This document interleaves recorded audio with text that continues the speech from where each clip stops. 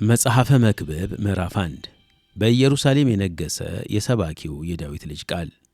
ሰባኪው ከንቱ ከንቱ የከንቱ ከንቱ ሁሉ ከንቱ ነው ይላል።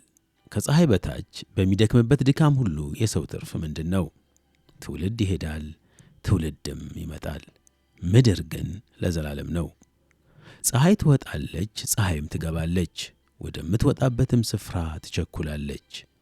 ነፋስ ወደ ደቡብ ይሄዳል፣ ወደ ሰሜንም ይዞራል፣ ዘወትር በዙረቱ ይዞራል፣ ነፋስም በዙረቱ ደግሞ ይመለሳል። ፈሳሾች ሁሉ ወደ ባሕር ይሄዳሉ፣ ባሕሩ ግን አይሞላም። ፈሳሾች ወደሚሄዱበት ስፍራ እንደገና ወደዚያ ይመለሳሉ። ነገር ሁሉ ያደክማል፣ ሰው ይናገረው ዘንድ አይችልም። ዓይን ከማየት አይጠግብም፣ ጆሮም ከመስማት አይሞላም። የሆነው ነገር እርሱ የሚሆን ነው፣ የተደረገውም ነገር እርሱ የሚደረግ ነው።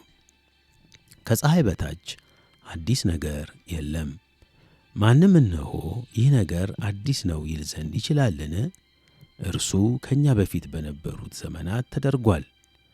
ለፊተኞቹ ነገሮች መታሰቢያ የላቸውም፣ ለኋለኞቹም ነገሮች ከእነርሱ በኋላ በሚነሱት ሰዎች ዘንድ መታሰቢያ አይገኝላቸውም። እኔ ሰባኪው በእስራኤል ላይ በኢየሩሳሌም ንጉሥ ነበርሁ። ከሰማይ በታች የተደረገውን ሁሉ በጥበብ እፈልግና መረምር ዘንድ ልቤን አተጋሁ። እግዚአብሔር ይደክሙባት ዘንድ ይህችን ለሰው ልጆች የሰጠ ክፉ ጥረት ናት።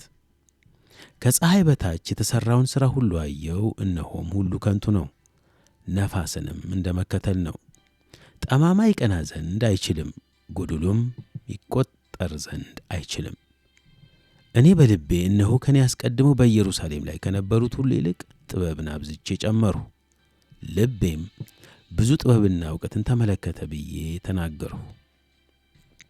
ጥበብንና እብደትን ሞኝነትን ማወቅ ዘንድ ልቤን ሰጠው። ይህም ደግሞ ነፋስን እንደ መከተል እንደሆነ አስተዋልሁ። በጥበብ ብዛት ትካዜ ይበዛልና፣ እውቀትንም የሚጨምር ሐዘንን ይጨምራልና።